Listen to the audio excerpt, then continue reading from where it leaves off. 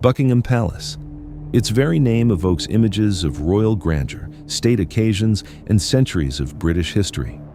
Flags fly from its rooftop, guards stand stoically at its gates, and crowds gather daily to witness the changing of the guard, a ritual as iconic as the building itself. The palace is more than just a residence.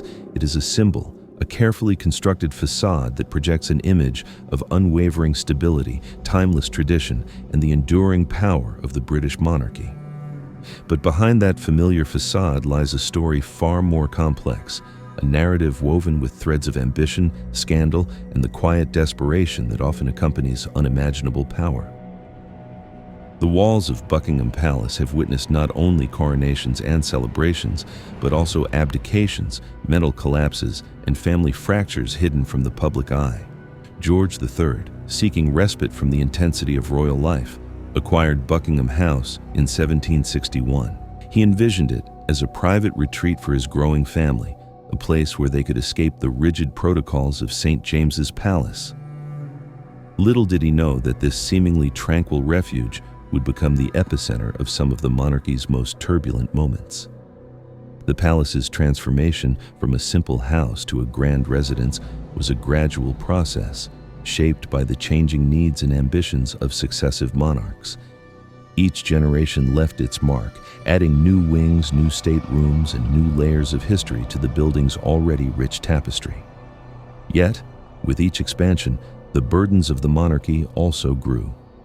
The gilded rooms echoed with whispers of triumph and devastation. The long corridors carried secrets the public was never meant to hear. By the 20th century, Buckingham Palace had evolved into something far beyond a royal home. It became a command center during wartime, a bunker during the Blitz, a stage for national celebrations, and a silent witness to private tragedies the public only learned about years later, if at all. Within its staterooms, kings struggled with the weight of duty, queens fought for survival, and heirs battled the relentless pressures of a life lived under constant scrutiny. The palace has seen abdication, unexpected death, fractured marriages, and royal conflicts that threaten to bring the crown itself crashing down. It has absorbed every triumph and every heartbreak, becoming more than just bricks, marble, and gold. It has shaped the monarchy, defined generations, and guarded secrets that have altered the course of British history. This is the story of how one residence became more than just a building. This is the dark story of Buckingham Palace. But what if the very foundations of the palace were built on secrets, compromises, and a hidden history that even the most dedicated historians have struggled to uncover? Buckingham Palace, a name synonymous with British royalty, is more than just a residence. It is a repository of history, a silent observer of the ebb and flow of power, and a keeper of secrets that have shaped the destiny of a nation. But what if the grand facade, the meticulously manicured gardens, and the carefully orchestrated ceremonies are merely a veneer, concealing a hidden narrative far more complex and unsettling than the official story? The palace, with its imposing presence, has stood as a symbol of stability and tradition for centuries. Yet, behind its gilded gates and within its hallowed halls, a different drama has unfolded, one marked by human frailty, political intrigue, and personal tragedy. Each generation of royals has left its imprint on the palace, not just in the form of architectural additions and decorative flourishes, but also in the form of unspoken truths and carefully guarded secrets. The walls of Buckingham Palace have absorbed the whispers of countless conversations, the echoes of momentous decisions, and the stifled cries of private anguish. Every coronation, every wedding, every state banquet has been accompanied by its own undercurrent of tension, ambition, and compromise. The palace has been a stage for both public spectacle and private suffering, a place where the boundaries between duty and desire, between power and vulnerability, have often blurred. But what has Buckingham Palace truly witnessed? What untold stories lie buried beneath its foundations, woven into the very fabric of its existence? What secrets have its stones absorbed, and what shadows linger in its corridors? The answers to these questions are not easily found. The palace, by its very nature, is a place of discretion and concealment.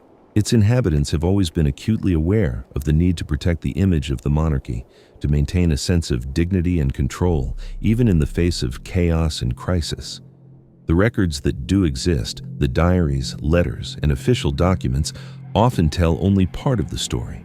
They are carefully curated, sanitized, and filtered through layers of royal protocol and political expediency. The true narrative of Buckingham Palace, the one that captures the full spectrum of human experience, from the sublime to the scandalous, remains elusive, a tantalizing puzzle pieced together from fragments of evidence and glimpses behind the curtain. In the 1760s, King George III sought a retreat, a sanctuary from the relentless pressures of court life and the ever-watchful eyes of the public. He envisioned a place where he could escape the rigid formalities and political intrigues of St. James's Palace, a haven where he could relax with his family and pursue his personal interests. His gaze fell upon Buckingham House, a modest but elegant red brick mansion nestled in the quiet countryside on the western edge of London. Buckingham House had a history of its own, albeit a relatively short and unremarkable one. It had been built in 1703 by William Wynd for the Duke of Buckingham, and had subsequently passed through several hands before coming to the attention of the king. George III was drawn to its secluded location, its manageable size, and its potential for expansion. He purchased the property in 1762 for $21, intending to use it as a private family residence, a place apart from the official seat of the monarchy. His vision was clear.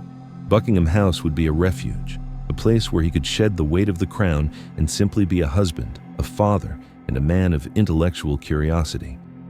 He imagined a life of quiet domesticity, surrounded by his growing family, his books, and his scientific instruments.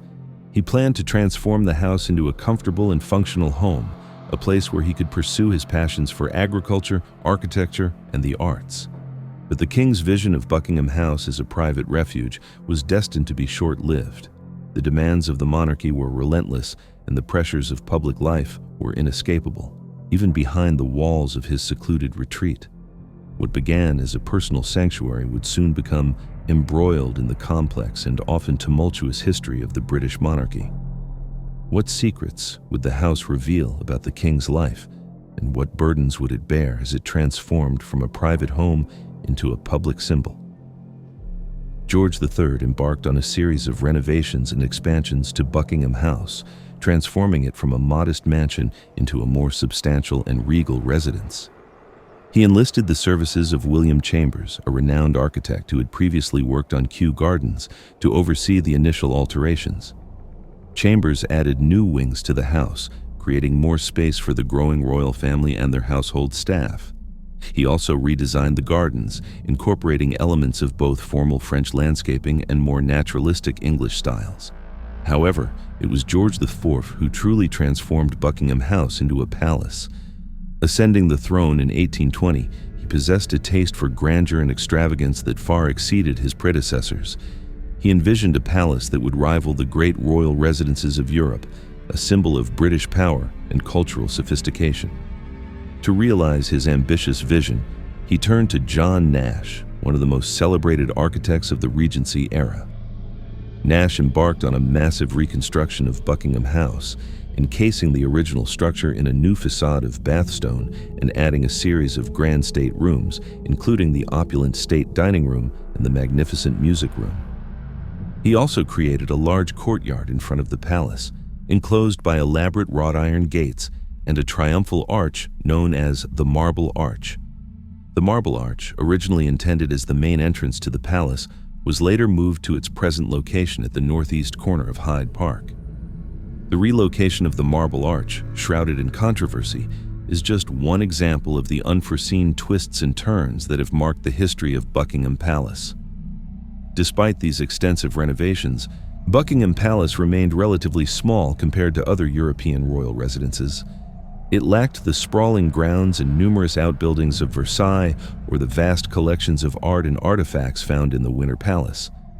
Nevertheless, it had become a palace in every sense of the word, a symbol of royal authority and a stage for state occasions.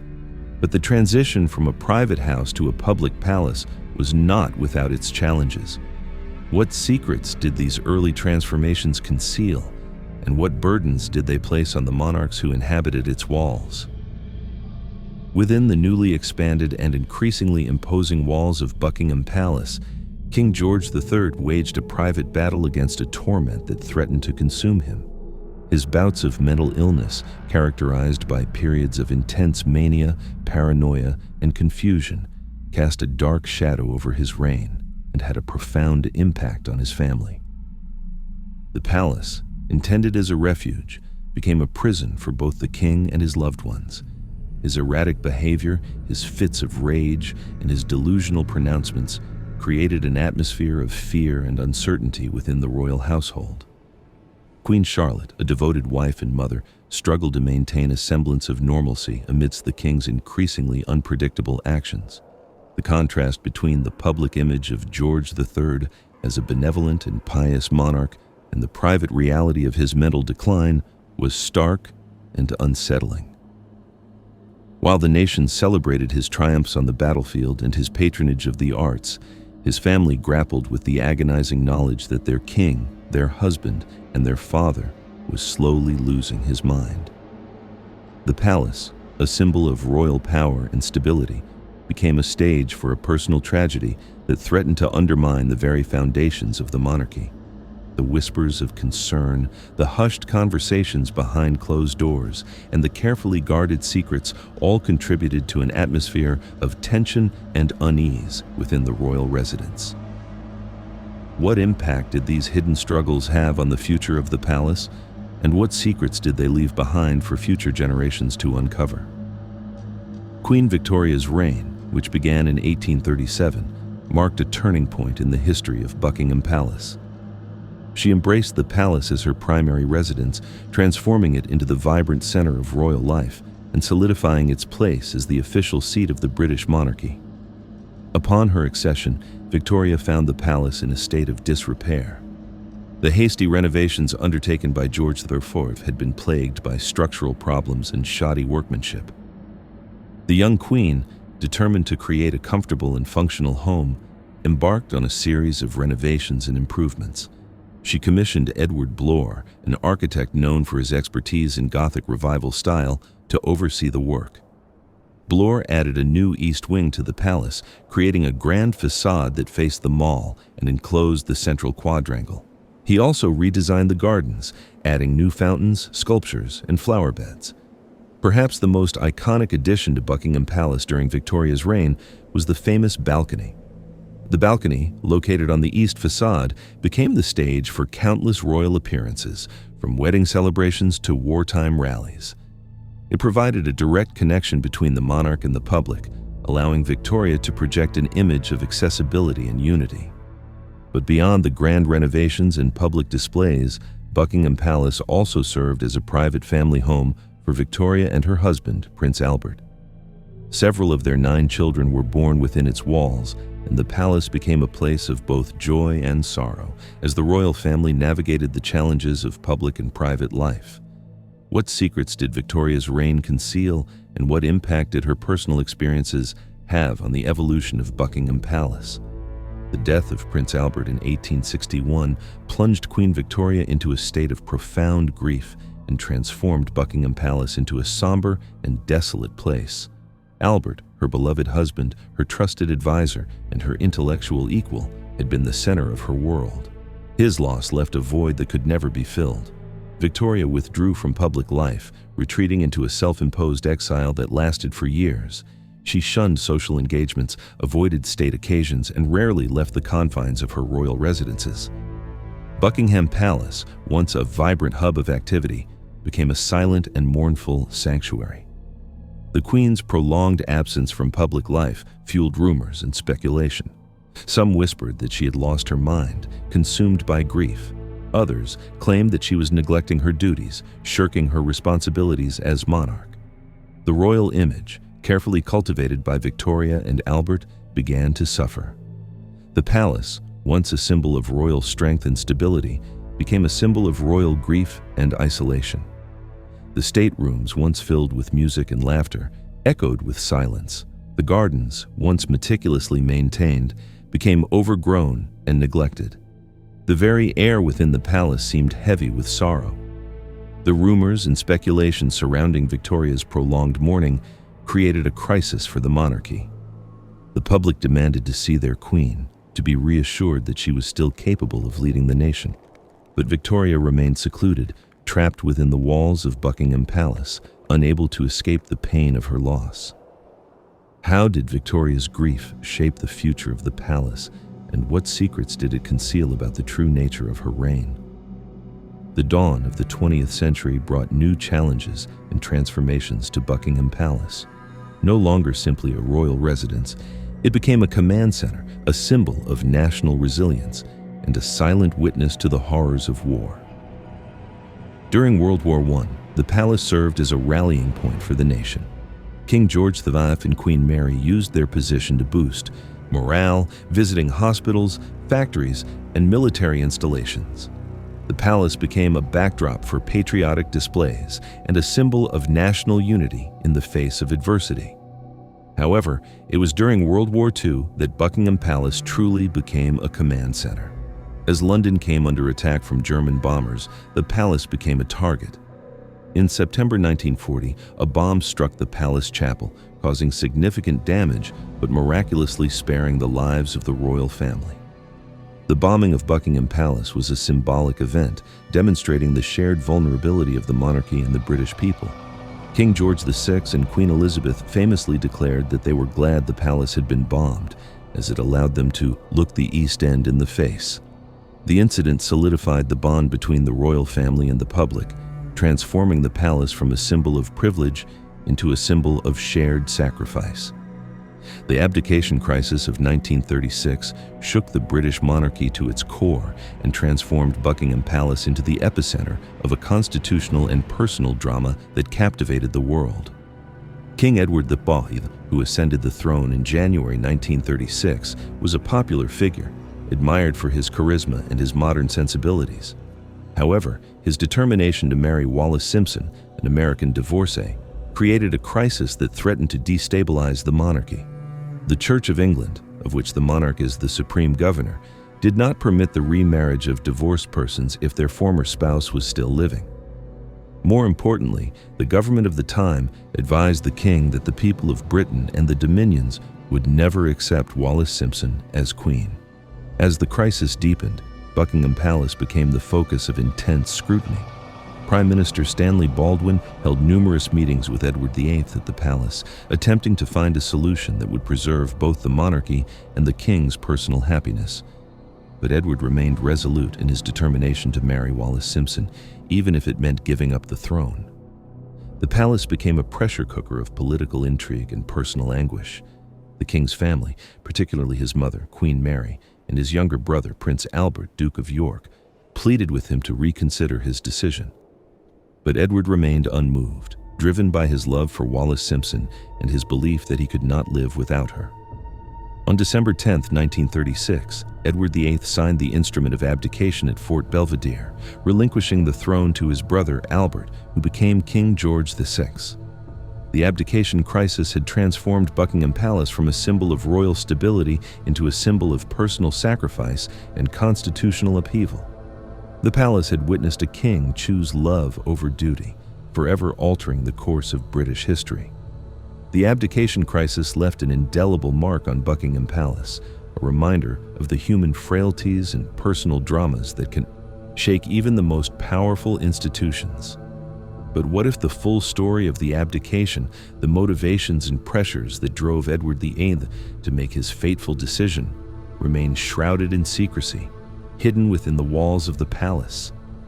What if the official narrative is merely a carefully constructed facade, concealing a more complex and unsettling truth? The instrument of abdication was dispatched to Parliament, the news reverberating across the empire.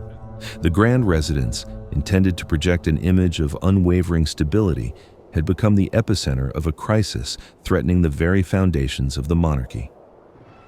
The walls of Buckingham Palace now carried the weight of a king's personal choice and the nation's uncertain future.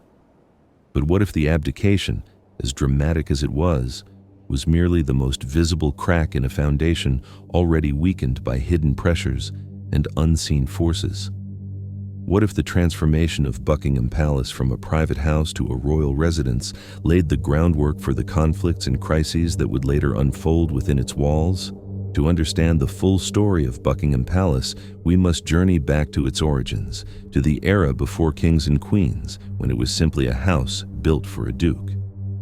In 1703, John Sheffield, the first Duke of Buckingham, a man of considerable wealth, influence, and ambition, commissioned the construction of a grand private residence in London. Sheffield, a prominent figure in English politics and a favorite of Queen Anne, sought a home that reflected his status and provided a comfortable retreat from the demands of public life.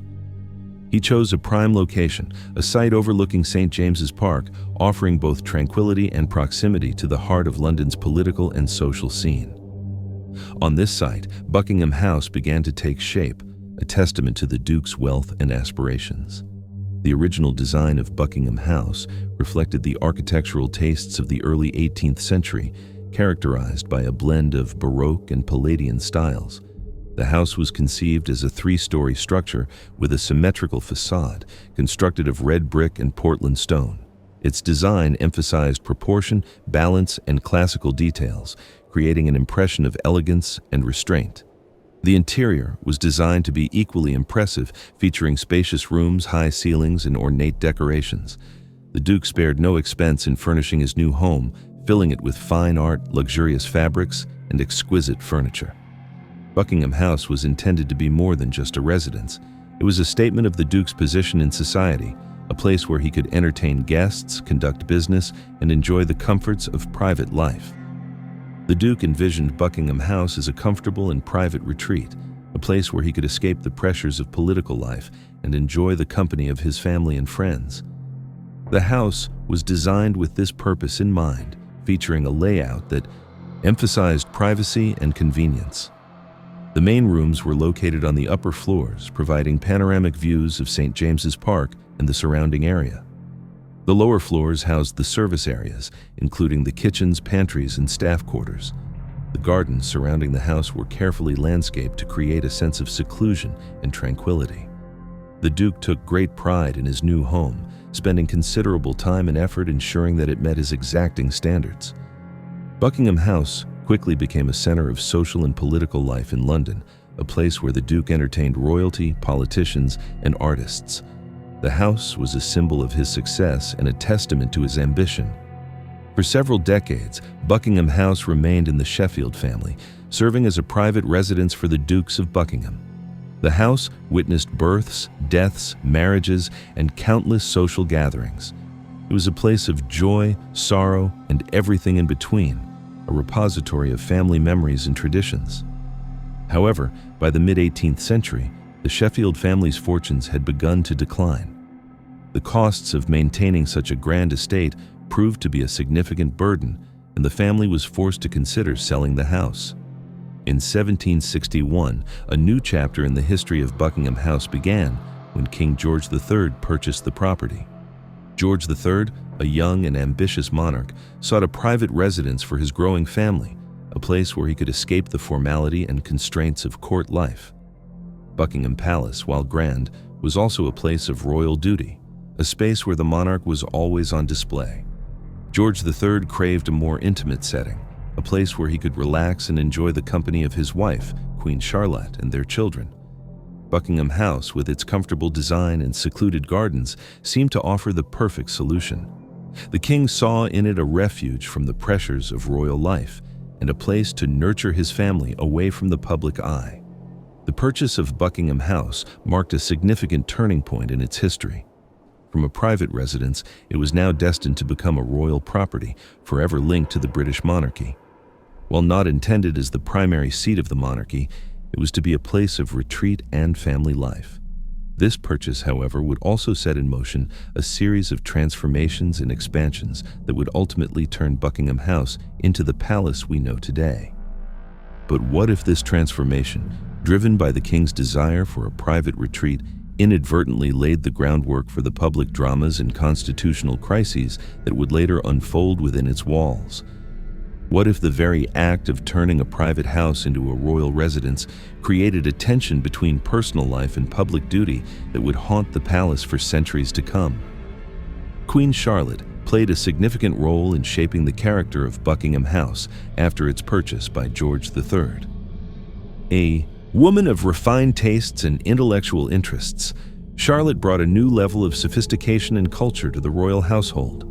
She was particularly interested in botany and gardening, and she transformed the gardens of Buckingham House into a haven for plants and flowers. The Queen's influence extended beyond the gardens. She was involved in the interior design of the house, selecting fabrics, furniture, and artwork that reflected her personal style. She created a comfortable and elegant home for her family, a place where they could relax and enjoy each other's company. The Queen's botanical interests had a lasting impact on the gardens of Buckingham House. She established a menagerie, housing exotic animals from around the world. The gardens became a center for scientific study and experimentation, attracting botanists and horticulturalists from across Europe. Queen Charlotte's influence transformed the gardens into a living laboratory, a place where science and nature intertwined. Her passion for botany not only beautified the palace grounds, but also contributed to the scientific knowledge of the time. The gardens became a symbol of her intellectual curiosity and her commitment to the pursuit of knowledge. But could this private haven, shaped by Charlotte's refined tastes and scientific curiosity, truly shield the royal family from the political storms brewing beyond its walls?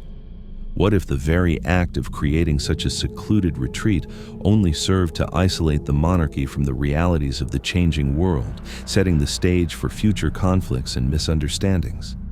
Under George III, Buckingham House underwent several renovations and expansions, reflecting its growing importance as a royal residence. While still intended as a family retreat, the house needed to be adapted to accommodate the needs of a king and queen. New wings were added to the main structure, providing additional space for staterooms, guest accommodations, and staff quarters. The gardens were expanded and redesigned, incorporating formal lawns, terraces, and ornamental features. The renovations aimed to create a more royal feel, transforming the house from a comfortable private residence into a palace worthy of the British monarchy. The early renovations and expansions under George III set the stage for the more dramatic transformations that would follow in later years. The house was gradually evolving from a private retreat into a public symbol, a place where the personal and the political intertwined. Each new wing, each redesigned garden, each added stateroom contributed to the growing complexity of Buckingham House, blurring the lines between private life and public duty. But as Buckingham House grew in size and grandeur, did it also grow in its ability to reflect the changing needs and expectations of the British people? What if the very act of transforming it into a royal palace created a distance between the monarchy and the public, setting the stage for future conflicts and challenges to royal authority? What if the seeds of future crises were sown not in moments of high drama, but in the quiet decisions to add a wing, redesign a garden, or create a more royal feel? Buckingham House was about to enter a new era, one that would test its foundations and reveal the hidden tensions at its heart. Buckingham House, once a quiet retreat, now found itself at the center of a personal storm, the declining mental health of King George III. As the king's grip on reality loosened, the very foundations of the monarchy seemed to tremble. The gilded rooms of the house, meant to project an image of stability and control, became the backdrop for unpredictable behavior and whispered anxieties. How could a residence designed for royal calm maintain its facade when the mind of its principal resident was anything but? The king's mental instability manifested in episodes of mania, paranoia, and profound depression. During these periods, Buckingham House transformed from a royal residence into a makeshift sanatorium. The familiar routines of court life were disrupted by the king's erratic actions and pronouncements. Royal physicians, often baffled by the king's condition, attempted various treatments, many of which were harsh and ineffective, further disrupting life within the house. Queen Charlotte, a woman of formidable intellect and strength, found herself thrust into the role of caregiver and shield. Behind the house's imposing walls, she attempted to manage the king's illness, while maintaining a semblance of normalcy for the royal family and the nation.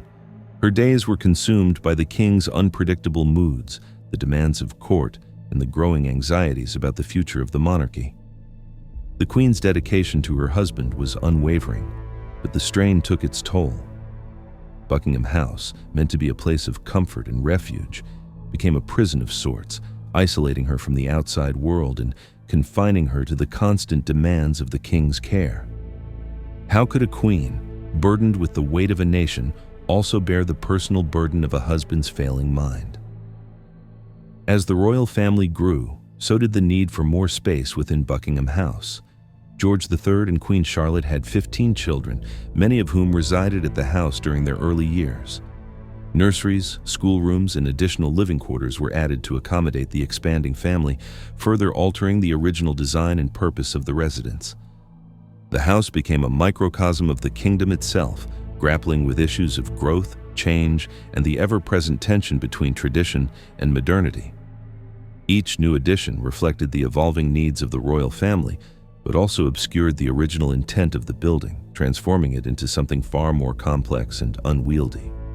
The weight of the monarch was also growing on the Prince of Wales.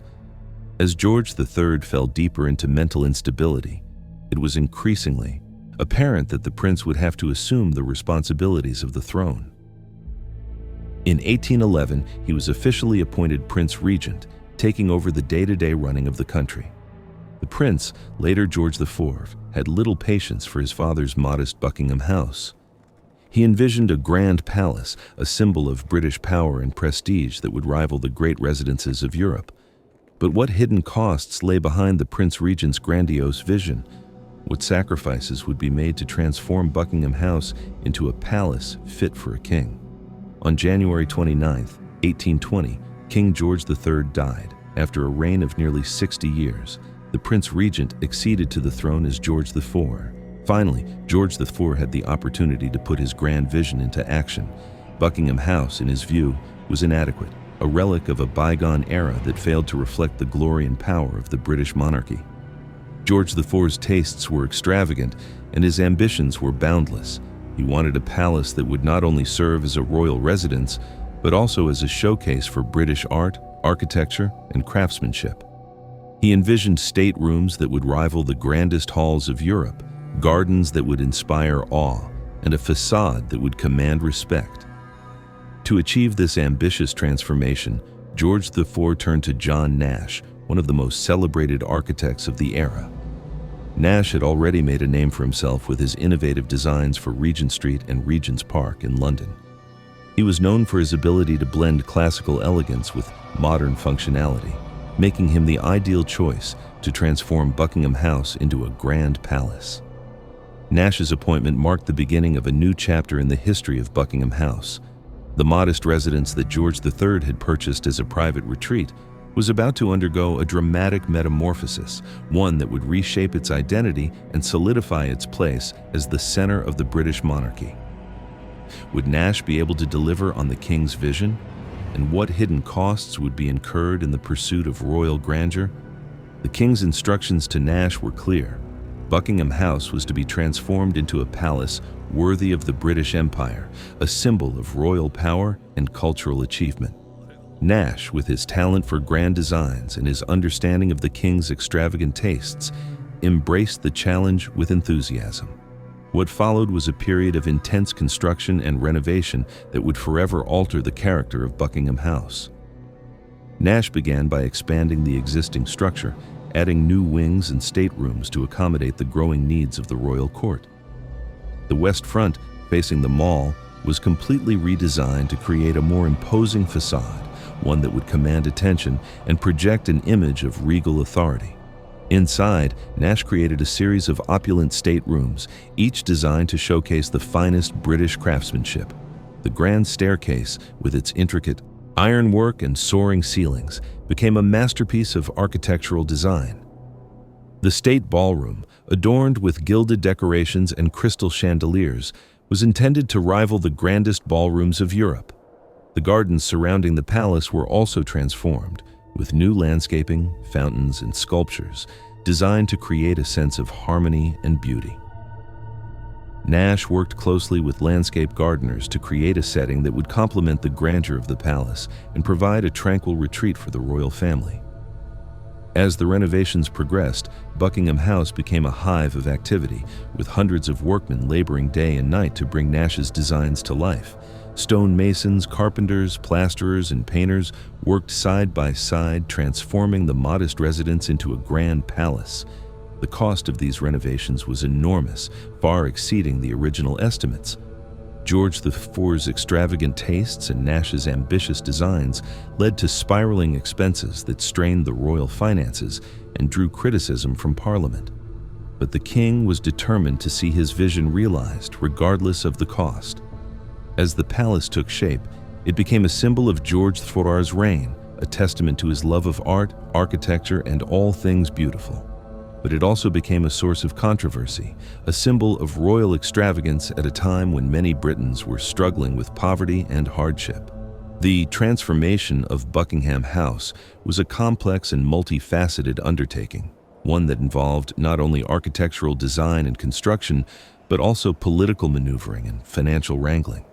It was a project that reflected both the grandeur and the contradictions of the British monarchy in the early 19th century. As Buckingham House neared completion, it stood as a testament to the power of royal vision and the skill of architectural design. But what hidden secrets and unexpected challenges lay ahead? Would the newly transformed palace fulfill its intended purpose? Would it become a source of further controversy and conflict? The narrative of the palace was about to be rewritten, with each stone and gilded surface whispering tales of power, ambition, and the ever-present shadows that lurked behind the royal facade. The stage was set, but the drama was far from over. In 1837, a new chapter began for Buckingham Palace, one that would solidify its place as the heart of the British monarchy. Queen Victoria, a young woman of just 18, ascended to the throne, inheriting not only the crown but also the still evolving residence that was Buckingham Palace. Unlike her predecessors, Victoria immediately recognized the palace's potential as a symbol of royal power and a family home. She made the decisive choice to designate it as the principal royal residence, a move that would forever link her reign with the story of the palace. Victoria's decision marked a significant shift. For decades, Buckingham House, then Buckingham Palace, had been a secondary residence, a place of occasional use and ongoing construction. Now, it would become the center of royal life, the place where the Queen would conduct affairs of state, entertain foreign dignitaries, and raise her family. This transition required further renovations and expansions, a process that would continue throughout Victoria's long reign. The most significant of these projects was the creation of the East Front, the facade that today faces the Mall and is instantly recognizable around the world. The East Front was more than just an architectural addition, it was a statement of royal authority. Designed by Edward Bloor, it enclosed the existing forecourt, creating a more unified and imposing presence. The new facade provided additional rooms, including the iconic central balcony, which would become the stage for countless royal appearances, moments of national celebration, and displays of royal unity. The East Front transformed the palace from a grand house into a symbol of imperial power, a residence that reflected Britain's growing global influence. But what unseen challenges would these architectural endeavors present? What impact would this constant state of construction have on the lives of those within the palace walls? Victoria's personal life also played a crucial role in shaping the palace's identity. In 1840, she married Prince Albert of Saxe-Coburg and Gotha, a union that would prove to be a deep and enduring love match. Albert's arrival brought a new sense of domesticity to Buckingham Palace. He was not merely a consort, but an active partner in Victoria's reign, advising her on matters of state, promoting scientific and artistic endeavors, and helping to manage the royal household. The palace became a family home, a place where Victoria and Albert raised their 9 children, creating a lively and bustling atmosphere within its gilded walls. The royal family's presence transformed the palace from a formal residence into a place of warmth and intimacy. The staterooms were still used for official functions, but the private apartments became spaces of family life, filled with children's laughter, music, and the everyday routines of a loving household. Victoria and Albert were devoted parents, actively involved in their children's education and upbringing. They created a nurturing environment within the palace, balancing the demands of royal duty with the joys of family life. But could this domestic idyll truly thrive amidst the rigid protocols and ever-present scrutiny of royal existence? What sacrifices would be made to maintain this delicate balance between duty and desire? The idyllic picture of royal family life at Buckingham Palace was shattered by tragedy in 1861. Prince Albert, at the relatively young age of 42, died, leaving Victoria heartbroken and inconsolable. Albert's death plunged Victoria into a prolonged period of mourning and seclusion. She withdrew from public life, spending much of her time at Osborne House on the Isle of Wight and Balmoral Castle in Scotland, the private residences she shared with Albert. Buckingham Palace, once the center of royal activity, became a symbol of the Queen's grief and isolation. Victoria's prolonged absence from public life drew criticism. Many Britons felt that she was neglecting her duties as monarch, that she was shirking her responsibilities to the nation. Buckingham Palace, which had been meant to project royal power, now seemed to project royal indifference. The palace became a target of public discontent, a symbol of the Queen's perceived remoteness. Newspapers criticized the palace's perceived isolation, its closed gates and drawn curtains. The public longed for a return to the days of royal visibility and engagement, but Victoria remained trapped in her grief. How long could the monarchy endure this self-imposed exile? What would be the long-term consequences of Victoria's withdrawal from public life? The palace, once a vibrant hub of activity, became a silent witness to the Queen's sorrow. The staterooms stood empty, the corridors echoed with silence. The gardens, once filled with the laughter of children, became overgrown and neglected. Victoria's prolonged mourning cast a pall over the entire palace, a shadow that would linger for many years. The story of Buckingham Palace in the latter half of the 19th century became intertwined with the story of Victoria's grief, a tale of loss, isolation, and the struggle to reconcile personal sorrow with public duty. The palace, built to project control, now seemed to be controlled by the Queen's unending grief. The question remained, could Victoria ever emerge from her mourning? And if she did, what would become of Buckingham Palace, the silent witness to her darkest years? As the 20th century dawned, Buckingham Palace stood at a crossroads. Queen Victoria's long reign had come to an end in 1901, and with her passing, the monarchy entered a new era. The palace, still bearing the imprint of Victoria's grief, now awaited a transformation under her successor, Edward VII. But could a new king truly modernize a residence so steeped in tradition? And would the echoes of Victoria's sorrow ever truly fade from its gilded halls? Edward VII, Victoria's eldest son, ascended the throne with a clear vision to revitalize the monarchy and bring it into the modern age. He was a man of the world, a bon vivant, who enjoyed socializing, travel, and the finer things in life. He saw the need to shake off the perceived stuffiness of the Victorian era and make the monarchy more accessible to the public. Buckingham Palace, in his eyes, was in dire need of modernization. Edward embarked on a program of renovations, determined to bring the palace into the 20th century. He oversaw the redecoration of the state rooms, replacing heavy Victorian furnishings with lighter, more elegant pieces. He commissioned new portraits and sculptures, showcasing contemporary artists.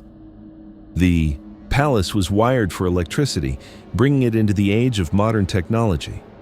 Bathrooms were updated with the latest plumbing, and central heating was installed, banishing the drafts that had plagued previous generations. Edward also focused on improving the palace's infrastructure. The kitchens were modernized with new equipment, making it easier to cater to large banquets and state dinners. The staff quarters were renovated, providing more comfortable living conditions for the hundreds of employees who kept the palace running. The gardens were redesigned with new flower beds and landscaping, creating a more vibrant and welcoming atmosphere. Edward's efforts to modernize the palace were not merely cosmetic. He understood that the monarchy needed to adapt to changing times if it was to remain relevant. He encouraged more public events at the palace, hosting garden parties, receptions, and concerts. He opened the staterooms to guided tours, allowing ordinary citizens to glimpse the opulence and grandeur of the royal residence. He sought to make the monarchy more visible and accessible, dispelling the image of aloofness that had characterized Victoria's later years. But Edward's reign was brief. He died in 1910, after just 9 years on the throne. His modernization efforts, however, had set the stage for the monarchy's continued evolution.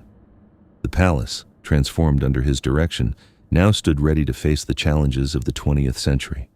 Had Edward's modernizing efforts truly taken root, or would the winds of change sweep through the palace once more, reshaping its identity and purpose? Upon Edward VII's death, his son George V inherited the throne and the responsibilities of overseeing Buckingham Palace. George V was a very different man from his father. He was more reserved, more traditional, and deeply committed to duty. His reign would be dominated by World War I, a conflict that would test the monarchy and the nation like never before. Buckingham Palace, under George V, would become a symbol of national unity, a beacon of hope amidst the darkness of war.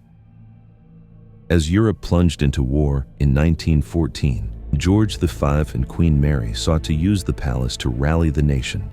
They understood the importance of projecting an image of strength and stability during a time of crisis. The palace became a focal point for patriotic events.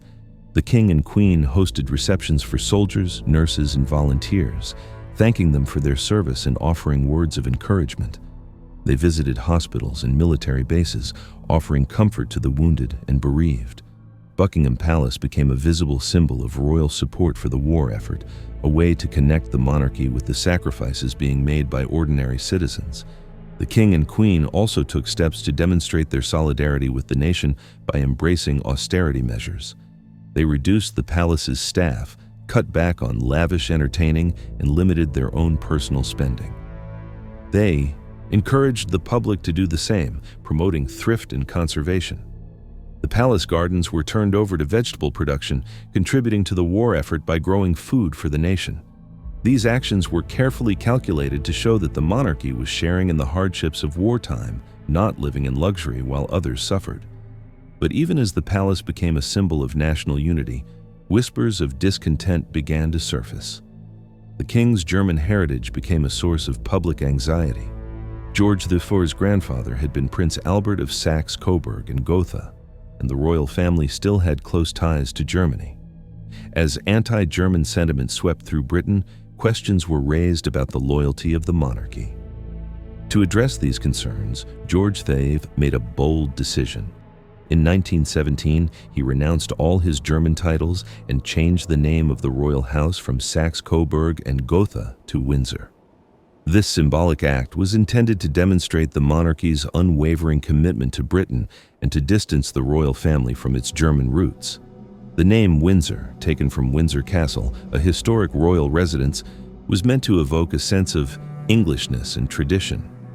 The name change was met with widespread public approval. It helped to quell the anxieties about the monarchy's loyalty and to strengthen its image as a symbol of national unity. Buckingham Palace, as the home of the Windsors, became even more closely associated with British identity and patriotism. As the war dragged on, Buckingham Palace became a refuge for those affected by the conflict. The king and queen opened the palace's doors to wounded soldiers, turning some of the staterooms into temporary hospital wards. They visited the wounded regularly, offering comfort and support. The palace also became a center for charitable activities. Queen Mary organized fundraising events to support war relief efforts, and the palace gardens were used for fetes and concerts to raise money for various causes. Buckingham Palace in wartime was no longer just a royal residence. It was a symbol of hope, resilience, and national unity, a place where the monarchy and the people came together to face the challenges of war. As the war drew to a close in 1918, Buckingham Palace stood as a testament to the monarchy's ability to adapt to changing times. The palace, transformed by war, now awaited the challenges of the post-war era. But would the sacrifices and lessons of wartime endure? And could the monarchy maintain its connection with the people in a world forever changed by conflict? The years following World War I brought new challenges to Buckingham Palace and the monarchy. The social and political landscape of Britain had been irrevocably altered by the war. The old certainties had been shattered, and a new era of social and political upheaval was underway. Buckingham Palace, once a symbol of stability and tradition, now had to navigate a world of rapid change.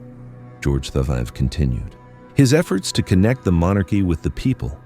He understood that the monarchy needed to be seen as relevant to the lives of ordinary citizens if it was to maintain its legitimacy. He made more frequent public appearances, visiting factories, schools, and hospitals. He embraced new technologies, such as radio, to communicate directly with the public. The palace also became more accessible to the public. The staterooms were open to guided tours, allowing ordinary citizens to glimpse the opulence and grandeur of the royal residence.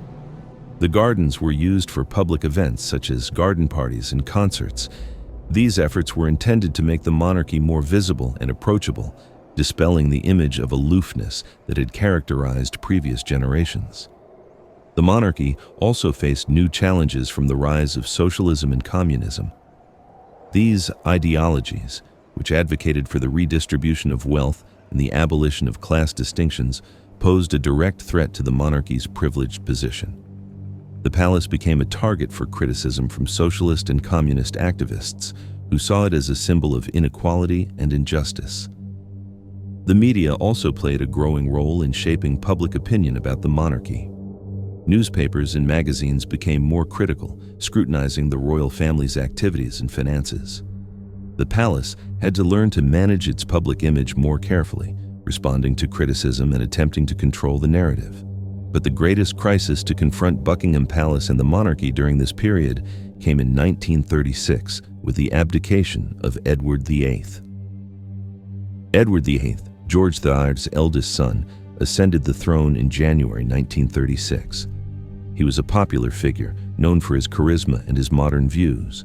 But he was also deeply flawed. He was restless, impulsive, and unwilling to conform to the traditions and expectations of the monarchy. Most troubling of all, he was determined to marry Wallis Simpson, an American divorcee. The prospect of a twice-divorced American woman becoming Queen of England caused a constitutional crisis. The Church of England, of which the monarch is the supreme governor, did not allow divorce.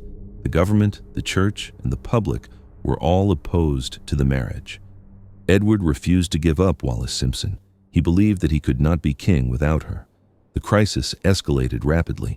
Prime Minister Stanley Baldwin warned Edward that he could not marry Wallis Simpson and remain on the throne. Edward refused to listen.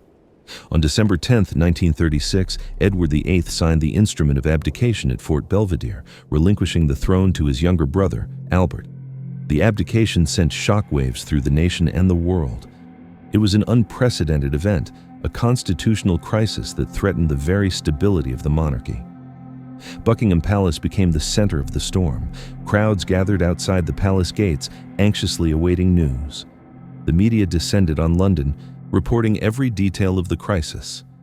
The palace staff worked tirelessly to manage the situation, dealing with the press, coordinating meetings, and preparing for the inevitable transition. The abdication had a profound impact on the royal family. It thrust Albert, a shy and reluctant man, onto the throne as George VI. He had never expected to be king, and he was ill-prepared for the responsibilities that now fell upon him. His wife, Elizabeth, became queen consort, a role she embraced with grace and fortitude. The abdication also had a lasting impact on Buckingham Palace. It shattered the image of stability and tradition that the palace had long represented. It exposed the monarchy's vulnerability to personal failings and political pressures. But it also demonstrated the monarchy's resilience, its ability to adapt to even the most extreme circumstances. As George VI ascended the throne, he understood the challenges that lay ahead. He had to restore public confidence in the monarchy, to heal the wounds caused by the abdication, and to lead the nation through the turbulent years that were to come. The abdication crisis had tested Buckingham Palace and the monarchy to their limits, but it had also revealed their enduring strength, their ability to weather even the most severe storms. As George VI prepared to take on his new responsibilities, He knew that he could count on the palace to be a symbol of hope, stability, and resilience for the nation. What secrets had the palace absorbed during this time of crisis, and what role would it play in the even greater challenges that lay ahead? As George VI settled into his role as king, neither he nor the nation could have foreseen the even greater trial that awaited them: World War II. The palace under George VI would become a symbol of defiance and resilience during the Blitz, enduring bombing raids and serving as a beacon of hope for a nation under siege. As war clouds gathered over Europe in the late 1930s, George VI and Queen Elizabeth sought to prepare the nation for the coming conflict. They understood the importance of projecting an image of strength and determination, reassuring the public that Britain was ready to face whatever challenges lay ahead. The palace became a focal point for patriotic events. The King and Queen hosted receptions for military leaders, government officials, and representatives from allied nations, demonstrating Britain's commitment to the fight against fascism. They visited factories and military bases, boosting morale and showing their support for the war effort. When war was declared in September 1939, Buckingham Palace became a target for German bombers. The palace was a symbol of British power and resistance, and the Nazis believed that destroying it would strike a blow to the nation's morale. The first bombs fell on the palace grounds in September 1940. The King and Queen were in residence at the time, but they were unharmed. The bombing caused significant damage to the palace, shattering windows, damaging the roof, and destroying the chapel. The King and Queen, however, refused to leave. They were determined to remain at the palace to show the nation that they were sharing in the dangers and hardships of wartime. Their decision to stay at Buckingham Palace during the Blitz was a powerful symbol of defiance. It reassured the public that the monarchy was standing strong, even in the face of enemy attacks. The King and Queen visited the bombed areas of London, offering comfort and support to the victims of the Blitz. They shared in the nation's grief and resilience, becoming symbols of hope amidst the devastation. The palace continued to be a target for German bombers throughout the war. It was hit multiple times, sustaining further damage. But the King and Queen remained steadfast, refusing to be intimidated by the enemy. Their courage and determination inspired the nation and helped to sustain morale during the darkest days of the war. Despite the dangers, Buckingham Palace continued to function as a royal residence and a center of government. The King and Queen hosted meetings with government officials and military leaders, making decisions that would shape the course of the war. They also used the palace to support the war effort in other ways. The palace gardens were turned over to vegetable production, contributing to the nation's food supply. The palace staff volunteered for war relief efforts, knitting socks, collecting donations, and helping to care for the wounded. As the war drew to a close in 1945, Buckingham Palace stood battered but unbowed. It had endured the Blitz, served as a symbol of national unity, and provided a refuge for those affected by the conflict. The palace, under George VI, had become a testament to the resilience of the British people and the enduring strength of the monarchy. But what secrets did those damaged walls now conceal? And how would the palace adapt to the challenges of the post-war world? What lay in store for the palace as Britain entered a new era? The post-war era brought new challenges and opportunities to Buckingham Palace and the monarchy. Britain emerged from the war victorious, but exhausted and deeply in debt. The nation faced the daunting task of rebuilding its economy, its infrastructure, and its social fabric. The monarchy, under George VI, played a crucial role in this process. The King and Queen became symbols of hope and renewal, reminding the nation of its strength and resilience. Buckingham Palace, too, became a symbol of the rebuilding of Britain. The damage caused by the Blitz was gradually repaired, and the palace was restored to its former glory. The restoration project was carefully managed to ensure that the palace remained a symbol of tradition and continuity, while also incorporating modern amenities and technologies. The staterooms were redecorated, the gardens were replanted, and the palace was once again open to the public. George VI and Queen Elizabeth continued their efforts to connect the monarchy with the people. They understood that the monarchy needed to be seen as relevant to the lives of ordinary citizens if it was to maintain its legitimacy in the post-war world. They made more frequent public appearances, visiting factories, schools, and hospitals. They embraced new technologies, such as television, to communicate directly with the public. The palace also became more accessible to the public. The state rooms were open to guided tours, allowing ordinary citizens to glimpse the opulence and grandeur of the royal residence. The gardens were used for public events such as garden parties and concerts. These efforts were intended to make the monarchy more visible and approachable, dispelling the image of aloofness that had characterized previous generations. But the post-war era also brought new challenges to the monarchy. The British Empire was beginning to crumble as colonies gained independence and new nations emerged. The monarchy had to adapt to this changing world, redefining its role and its relationship with the Commonwealth. Social and political changes continued to reshape British society. The rise of the welfare state, the expansion of education, and the increasing social mobility all challenged the traditional class structure and the monarchy's privileged position. The palace had to navigate these changes carefully, adapting to the new realities while maintaining its core values and traditions. George VI's reign came to an end in 1952 with his death at the age of 56. He had led the nation through the war, helped to rebuild Britain in the post-war era, and restored public confidence in the monarchy. Buckingham Palace, under his leadership, had become a symbol of resilience, hope, and national unity. The palace, having weathered the storms of war and social change, now stood ready for a new chapter. But what secrets would it carry into the future? And how would the next generation of royals shape its destiny?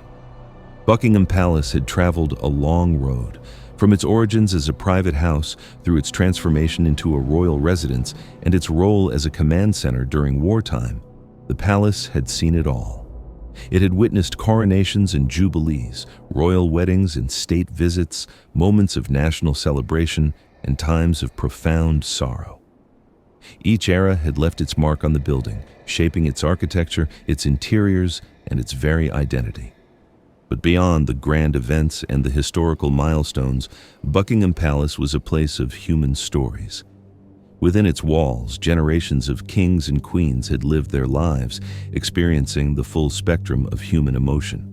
They had known triumph and tragedy, love and loss, joy and despair.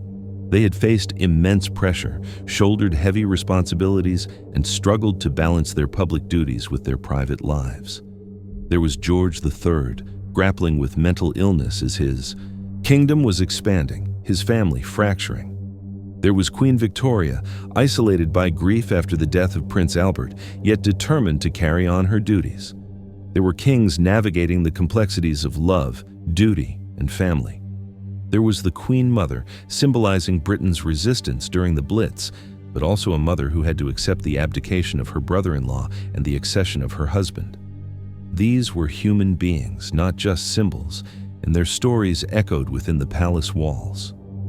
The palace itself was a paradox. It was a symbol of tradition, a reminder of Britain's long and unbroken history. Yet, it was also a witness to constant change, adapting to the evolving needs of the monarchy and the nation. New wings were added, interiors were redecorated, and rituals were updated to reflect the changing times.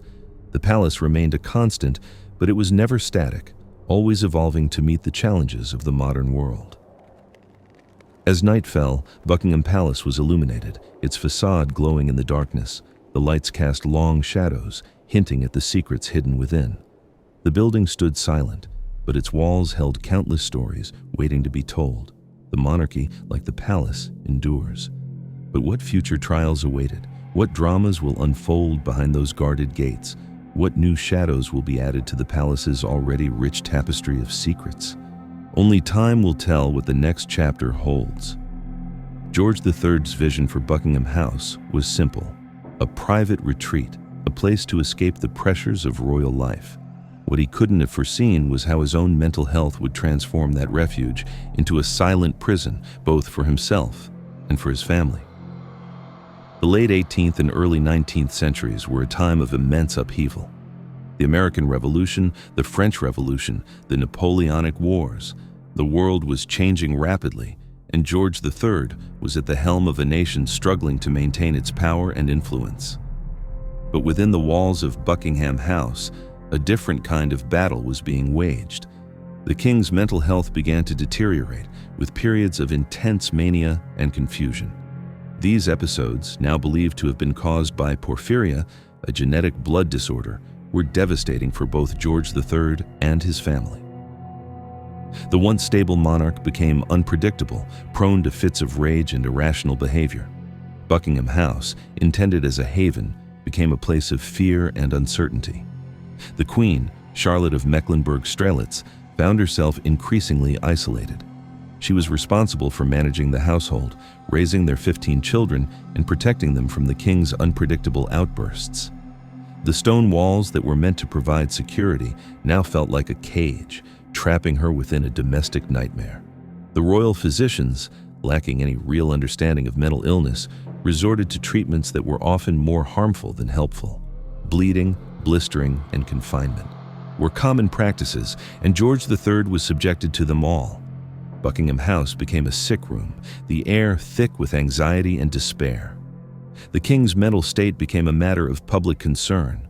Rumors spread about his madness, threatening to undermine the stability of the monarchy.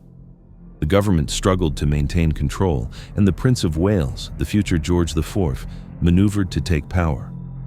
What was life like behind those closed doors? What did the royal children witness? How did they cope with the knowledge that their father, the king, was losing his mind? The story of George III's madness is not just a medical case study.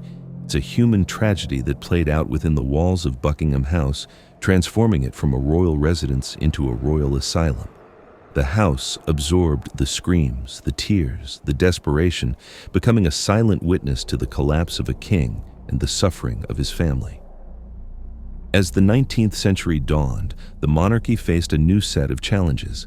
Queen Victoria's reign brought a period of stability and grandeur to Buckingham Palace, but even her seemingly idyllic reign had its hidden struggles. Victoria ascended to the throne in 1837, a young woman of just 18 years old. She inherited a monarchy that had been tarnished by scandal and was struggling to maintain its relevance in a rapidly changing world. Victoria understood the need to project an image of respectability and strength, and she set about transforming Buckingham Palace into a symbol of royal power and domestic virtue. She married her cousin, Prince Albert of Saxe-Coburg and Gotha, in 1840, and their marriage became the model for Victorian domesticity. They filled Buckingham Palace with children, 9 in total, and created a family life that was both public and private. The palace became a stage for royal ceremonies, state banquets, and diplomatic receptions. But behind the glittering facade, Victoria and Albert faced their own challenges. Albert, though intelligent and capable, was never fully accepted by the British aristocracy. He was a German prince, an outsider, and he struggled to find his place within the rigid social hierarchy of the court. Victoria, fiercely independent and deeply devoted to her role as queen, often clashed with Albert over matters of policy. He wanted to play a more active role in government, but she was determined to maintain her authority. Buckingham Palace became the site of these power struggles, the tension between husband and wife simmering beneath the surface of royal life. The early death of Prince Albert in 1861 plunged Queen Victoria into deep mourning. For years, she withdrew from public life, rarely appearing in London and leaving Buckingham Palace largely deserted. The palace, once a symbol of royal vibrancy, became a monument to grief. Curtains were drawn, rooms were closed, and the sound of music and laughter was replaced by silence. Victoria's isolation fueled public discontent. Many felt that she was neglecting her duties as queen, that she was more concerned with mourning her dead husband than with serving her country. Buckingham Palace, once a symbol of royal power, became a symbol of royal absence. It would take years for Victoria to emerge from her grief and resume her public duties. She eventually returned to London and reopened Buckingham Palace, but the shadow of Albert's death never fully lifted. The palace remained a reminder of her loss, a place where she had been both happy and heartbroken. What secrets did those rooms hold? What conversations took place behind those closed doors? The story of Victoria and Albert is a reminder that even the most powerful monarchs are human beings, subject to the same joys and sorrows as everyone else. And Buckingham Palace, despite its grandeur, is ultimately a place where human dramas unfold, where love and loss, triumph and tragedy play out on a stage watched by the world. As the 20th century approached, Buckingham Palace prepared to enter a new era, one marked by unprecedented social and political change. The Edwardian era, named after Queen Victoria's son, Edward VII, brought a new sense of extravagance and pleasure to Buckingham Palace. Edward, known as Bertie to his family, was a bon vivant, a lover of food, wine, and beautiful women. He transformed Buckingham Palace from a place of Victorian mourning into a center of social life and entertainment. He redecorated the staterooms, commissioned new art, and hosted lavish parties that were the talk of London society. But behind the glittering facade, the monarchy faced growing challenges. The rise of socialism, the increasing demands for social reform, and the growing unrest in the colonies threatened the traditional order. Edward VII understood the need to adapt to these changes, to modernize the monarchy and make it more relevant to the lives of ordinary people. He opened Buckingham Palace to more visitors, allowed photographers to take pictures of the staterooms, and engaged in public appearances that were designed to connect with the public. Buckingham Palace became a symbol of royal accessibility, a place where ordinary people could glimpse the lives of their king and queen. But Edward VII's reign was relatively short. He died in 1910, and his son George V ascended to the throne. George V was a very different kind of monarch. He was a serious, duty-bound man who lacked his father's charm and charisma. He was also deeply concerned about the growing social and political unrest in Britain and the world. World War I tested the monarchy like never before. George V led by example, changing the family name from the German Saxe-Coburg and Gotha to the more British-sounding Windsor, and visiting troops on the front lines. Buckingham Palace became a symbol of national unity, a place where people could rally around their king and queen during a time of great crisis. But the war also exposed the deep divisions within British society. The old order was crumbling, and the monarchy faced an uncertain future. What secrets were whispered in the corridors of Buckingham Palace during those tumultuous years? What decisions were made that shaped the course of British history? The story of the Edwardian era and World War I is a reminder that even the most powerful institutions must adapt to survive. And Buckingham Palace, despite its grandeur, is ultimately a reflection of the changing times, a place where the monarchy has constantly reinvented itself to meet the challenges of the modern world. By the mid-20th century, Buckingham Palace had witnessed coronations, abdication crises, war, and now it would enter a new role. The reign of Elizabeth II brought a new era of stability and modernity to Buckingham Palace. Elizabeth ascended to the throne in 1952, inheriting a monarchy that was still grappling with the challenges of the post-war world. She understood the need to modernize the institution, to make it more accessible and relevant to the lives of ordinary people. She embraced television, allowing cameras to film royal events and broadcast them to millions around the world. She traveled extensively, visiting Commonwealth countries and engaging with people from all walks of life. Buckingham Palace became a backdrop for these efforts, a symbol of royal service and dedication. But Elizabeth also understood the importance of maintaining tradition. She upheld the rituals and ceremonies that had defined the monarchy for centuries, ensuring that Buckingham Palace remained a symbol of royal history and continuity. The palace became a stage for both the old and the new, a place where tradition and modernity coexisted. The Cold War cast a long shadow over Elizabeth's reign. Buckingham Palace became a symbol of Western resilience, a place where heads of state and dignitaries gathered to reaffirm their commitment to freedom and democracy. The threat of nuclear war loomed large, and the palace served as a reminder of the values that Britain and its allies were fighting to protect. What contingency plans were made in case of a nuclear attack? Where would the royal family go? What would happen to Buckingham Palace? The story of Elizabeth II's reign is a reminder that even the most powerful symbols of tradition must adapt to the realities of the modern world.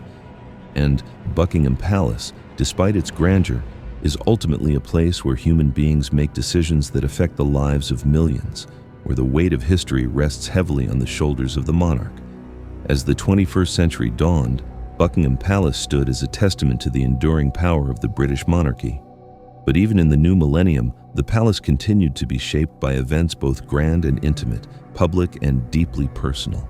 The death of Princess Diana in 1997 had shaken the monarchy to its core. The public outpouring of grief was immense, and the royal family was criticized for its perceived lack of empathy. Buckingham Palace became a focal point for this grief, with thousands of people leaving flowers and tributes at its gates. Elizabeth II eventually responded to the public mood, acknowledging Diana's importance and paying tribute to her life. The palace, once a symbol of royal distance, became a symbol of royal connection, a place where the monarchy reached out to its people in a time of shared sorrow. The weddings of Prince William and Kate Middleton in 2011 and Prince Harry and Meghan Markle in 2018 brought new life and energy to Buckingham Palace. Millions around the world watched as these young couples exchanged vows, promising to uphold the traditions of the monarchy while forging their own paths. The palace became a symbol of royal renewal, a place where the next generation was taking its place on the world stage. But these events also exposed the tensions within the royal family. The departure of Prince Harry and Meghan Markle from their roles as senior royals in 2020, dubbed Megxit by the media, created a crisis that reverberated throughout the monarchy. Buckingham Palace became the center of this storm, the place where difficult decisions were made and family relationships were strained. What was the atmosphere within those walls during those tumultuous times? What conversations took place behind those closed doors? The story of the modern monarchy is a reminder that even the most beloved institutions are not immune to conflict and change. And Buckingham Palace, despite its grandeur, is ultimately a place where human beings struggle with complex emotions, where family dynamics play out on a stage watched by the world. As a new era began, Buckingham Palace prepared for a new king. The death of Elizabeth II in 2022 marked the end of an era. Her 70-year reign had been a period of immense change, and Buckingham Palace had been a constant presence throughout it all. Charles III ascended to the throne, inheriting a monarchy that faced both opportunities and challenges. He understood the need to continue modernizing the institution to make it more sustainable and relevant to the lives of ordinary people. He has expressed a desire to streamline the monarchy, to reduce the number of working royals, and to make the royal family more financially responsible. Buckingham Palace will undoubtedly play a central role in this new era. It will continue to be a symbol of royal power and tradition, but it will also need to adapt to the changing times. The ongoing renovations to the palace, a massive project that will take years to complete, represent this process of renewal. The palace is being updated with modern technology, made more accessible to visitors, and designed to be more environmentally sustainable. But the renovations also raise questions about the future of the monarchy. How will the palace be used in the years to come? Will it remain a symbol of royal privilege, or will it become a more public space, a place where ordinary people can connect with their history and culture? The story of Buckingham Palace is far from over. It is a living history, constantly being written by the events that unfold within its walls. And as the monarchy enters a new era, the palace will continue to be a silent witness to the triumphs and tragedies, the joys and sorrows that shape the lives of the royal family and the nation they serve. The grand state rooms, the private apartments, the hidden corridors, all hold countless stories waiting to be told. And as long as the monarchy endures, Buckingham Palace will continue to stand, a symbol of tradition, a container of secrets, and a reflection of the ever-changing relationship between the crown and its people. What mysteries still lie hidden within its walls? What new chapters will be added to its long and complex history? Only time will tell.